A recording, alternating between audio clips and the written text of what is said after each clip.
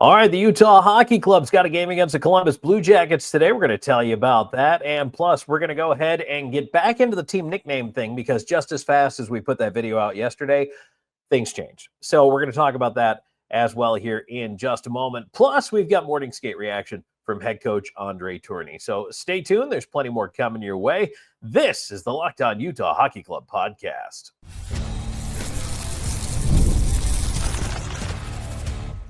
You are Locked On Utah Hockey Club, your daily podcast on the Utah Hockey Club, part of the Locked On Podcast Network, your team every day. Hey everybody, Tom Callahan here with you, still on the road. Robin is still under the weather, so just me flying solo again here today as we have the preview show coming up for the Blue Jackets game. By the way, the shirt is not Columbus, Ohio. It's not the Blue Jackets. It's Columbus, Georgia. Just want to give you a heads up on that one. Final three, part two. We're going to talk about that because guess what? The final three was not, as it turns out, the final three as far as voting for names. And also, we're going to get some reaction from head coach Andre Tourigny a little bit later on in the show. So stay tuned. We got plenty coming your way. This episode brought to you by GameTime. Download the GameTime app, create an account, and use code LOCKEDONNHL for $20 off your first purchase. All right, well, let's talk about, first of all, the final three, part two. What happened? Well, apparently, the feedback was immediate, immense, and overwhelming. Wasatch had to go. So already, Utah Hockey Club has pivoted. They've moved on from Wasatch, and kudos to them for being able to pivot off of something that fans were not clamoring for, maybe clamoring against, or just simply there was no interest in having, was the name Wasatch. So Outlaws replaces Wasatch along with Utah Hockey Club and Mammoth for the finalists that are vying for your love, your attention, your vote, indeed. And again, if you want to see what the logos might look like, you can actually have a chance to do so. Now, you can't take pictures of it. You can't disseminate the information in any way. But at the next couple of home games, if you go and get in line to have a look and vote, by the way, for the team name, you get a chance to get a sneak peek preview of what those logos might look like. So might as well go check it out, especially if you're going to the Delta Center anyway. Tonight's game against the Columbus Blue Jackets here on a Friday night is going to be a big one. But I thought it was interesting that already Wasatch, which I didn't necessarily think was bad, but kind of came from out of nowhere, didn't it? Like we had no talk about this. We had not heard anything about Wasatch coming up. And then the next thing you know, it gets dropped in there as one of the three. And it was not the group of 7 or 8. It was one of the 3 finalists. So I thought that was strange. I thought coming from out of nowhere was an odd place to just stick that one in there. Maybe if you gave it some time to build traction, unless it was simply there as a dummy placeholder because they already know they're going with either Hockey Club or Mammoth, which doesn't give me much help if you're voting for Outlaws, to be quite honest with you. The fact that Outlaws did not make this group has to pretty much tell you that it really is not receiving consideration. Unless the vote somehow is overwhelmingly Outlaws, like 90-10, which it won't be. I just don't see any way Outlaws has anything to do with it. It was not considered a finalist, and now it is a finalist. For whatever reason, Wasatch just got yanked off of there. So I guess this is where the interesting thing comes up now as far as having the Yeti mascot look for Utah HC would be what the logo would be for the team. So they'd still have the look. It's not the name. Which honestly is not the worst thing. If you designed a logo that you like, you stuck with Utah HC, and people are going to nickname you the Yeti anyway, because that's what your mascot is. That's what your team totem is. I just don't think it'll change much. So Utah HC could easily be the winner here, just like Mammoth could be the winner. But again, up to you for the vote, fan vote. We're doing our own little informal polling over on our social media channels. And I'll be honest with you, it's all over the map. There's support for all 3 names. A couple of people are very excited to have Outlaws back. Do I think it's enough to carry the day for a name that wasn't a finalist to begin with? I don't think so. I think it is going to be Mammoth or HC. So, I mean, this is where we're at. It's kind of interesting, right? But you get your vote. Make sure that you do go online to vote. Even if you vote in our poll, the official place to register your vote is through the team website, or as I mentioned, down at Delta Center. You can go in there and you can even get that sneak peek here. I think they're doing the next 3 games now. I think they said 4 in total. So one of them would have been the Penguins game. Now you've got the Columbus game here on Friday night to get after that. And that is something we are going to get after as well. So I do want to talk about that Blue Jackets game. I also want to get to morning skate reaction from head coach Andre Tourigny.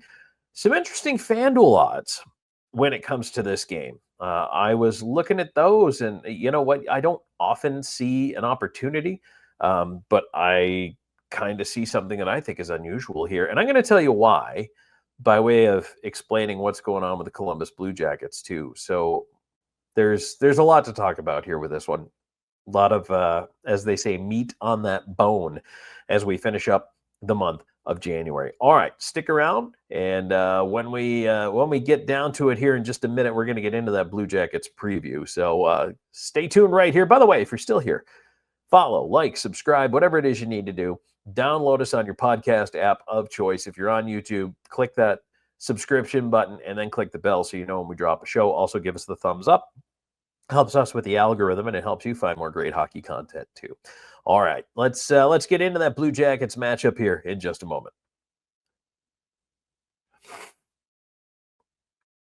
And today's show is brought to you in part by GameTime. Attending NFL playoff games is an unforgettable experience that brings fans together. And now GameTime makes it even easier than ever for you to do the same thing. They've got a new feature called GameTime Picks that makes getting tickets for events so much easier. Filters out all of that fluff to show you only incredible deals on great seats, so you don't have to waste time searching through thousands of tickets. I was using GameTime. I love it. I love filtering it down to check out the best deals.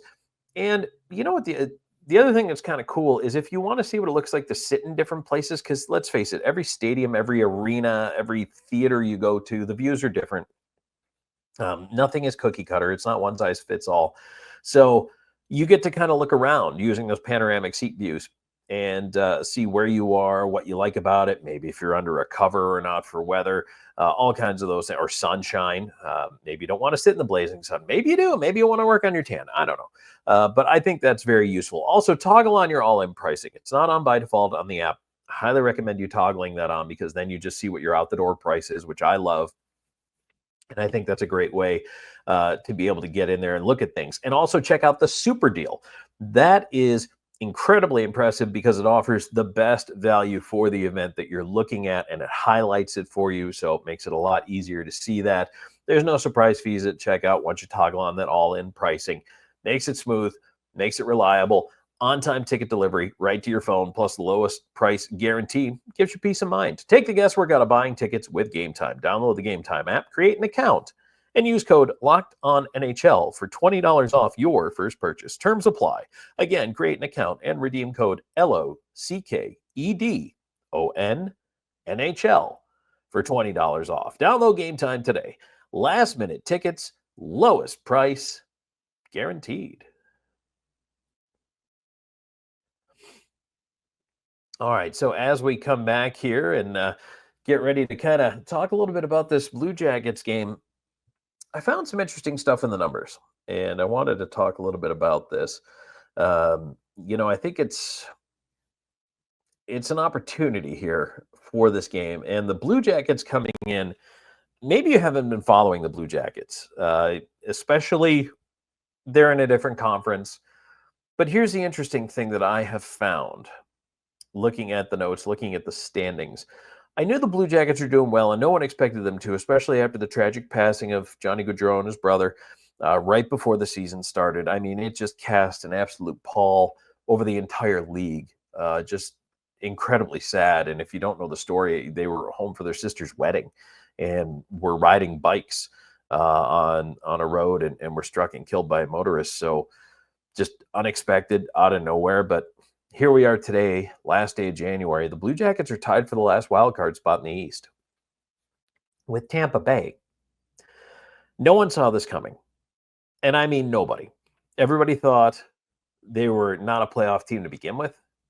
And then certainly once that happened, the whole tragedy this summer, I think everybody thought, well, this team is probably going to go to pieces. Their star player gone, and no preparation for it. It's not like he left in the offseason, went free agent or anything. He just it was a shocker. And I think the Blue Jackets, as a team, as a community, have pulled together. And somehow they're 25-19-7, 57 points.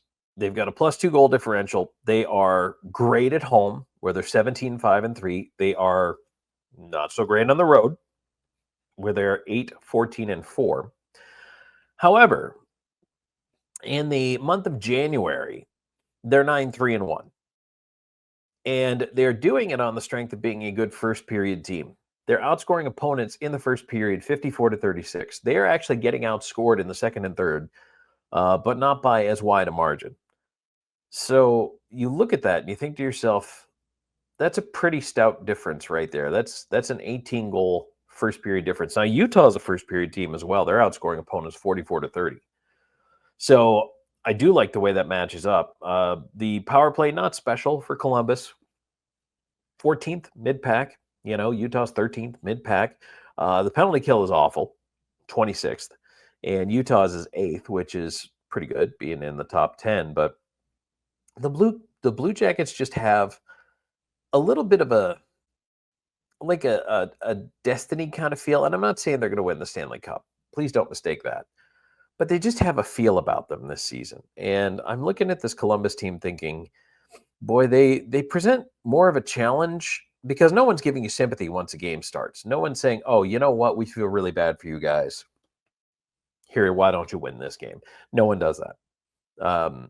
There's certainly, the off-ice sympathies, but Columbus has battled, and they are a battling team. They really have had to get it done by hook or by crook to get here. They're one of the few teams in the league that has a defenseman leading them in scoring in Zach Werenski, which I was shocked to look up, but Werenski's got 55 points in 51 games. 16 goals, 39 assists. That's incredible and good for them. And it was a little bit of a surprise for me to see just really the distribution of scoring, because there's not, other than Werenski, there's nobody who really grabs you on this team. Voronkov is probably the next closest guy, 33 points. That's a big gap between first and second in scoring in your organization. Fantilli's got 29 points. Oh, sorry, I missed Kirill Marchenko. Sorry, 53 points for Kirill Marchenko. My bad, Kirill. I don't want to say I forgot about you, but I forgot about you. 20 goals, 33 assists, 53 points, and a crazy +30. That's also nuts. So Marchenko and Werenski, but then again, it drops, right? I mean, Kent Johnson's got 32 points. So, Voronkov's got 33, Provorov 21, Sillinger 24, Cole Sillinger 24 points is up among your leaders in scoring. So it's scoring by committee. It's spread out. They're just trying to get it done any way they can. They roll their lines, and they do what they are able to do to win games. The other thing too, I will say this, is even though the save percentage isn't great, the goals against is not bad for Elvis Merzlikins, who is 19-11-3 this year, 2.89 goals against, 896 save percentage. So what that tells me, he's got the wins and the goals against is under 3. What it tells me is Columbus is not allowing a whole lot of shots against and cutting down on high danger scoring chances. For a team like Utah that struggles to get high danger scoring chances and struggles to get pucks in and really does a lot, or tries to do a lot of its damage from the perimeter, that worries me just a little bit. And I really think that Columbus has got its work cut out for it. As a matter of fact, you want to talk about shots. Columbus is averaging 29.3 a game. They're giving up 29 a game. And Utah Hockey Club is only averaging 27.4 a game. I'd love to see that number over 30 for Utah. I really would. And opponents 28.4. So those are just all things that kind of go into my thought process building this game. And then that's going to bring us back around to something I kind of wanted to look at with these FanDuel odds. I thought were interesting. I'll pop those up here on the screen for those of you on the YouTube side. Utah's at minus 225, Columbus at plus 184, and the over/under 5.5. I thought that was pretty stout to have Utah at minus 225. That seemed like a lot. Columbus at plus 184 is interesting. So that I just thinking about that and everything I've just outlined for you, it's almost like it's a perfect storm to feed into how Columbus wins games. And certainly I hope that's not the case. That's not something you want to have happen, but just kind of looking at that and thinking to myself, man, it's a really interesting setup right there for the Utah Hockey Club when it comes to playing Columbus on the road. And if you look at what Columbus is doing right now, they're going to be at Dallas on Sunday. They're just coming from a 2-1 win at Vegas. You want to talk about a tough building to win in. Vegas doesn't lose at home. They just don't.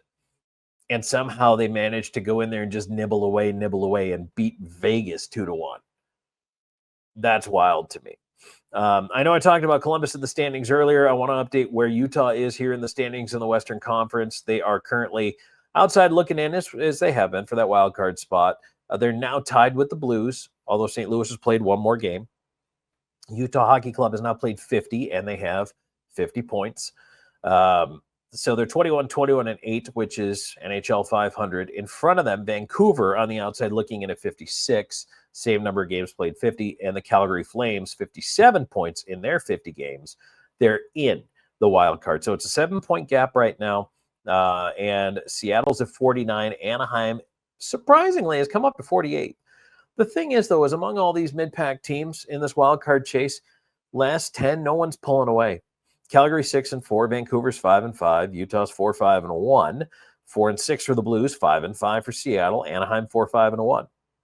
If any of them wake up and go on a heater, any of them, they could pull away. And Colorado's still in the other wild card spot at 60 points.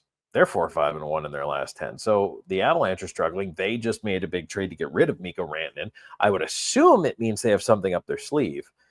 Otherwise, it's going to be a real interesting race down the stretch. Who knows? Could the Avalanche fall back to the pack? Well, it's not out of the question now, is it? At one point, I would have said, yes, it's out of the question. I don't know if I'd say that anymore. So, all right. Why don't we go ahead and get to the morning skate reaction from Andre Tourigny? We got a couple of updates on what's going on with the roster through his comments. So stay tuned for that. I know you're going to want to hear what's going on and check into things with the big guy. So let's go ahead and step aside. We'll be right back here in just a moment.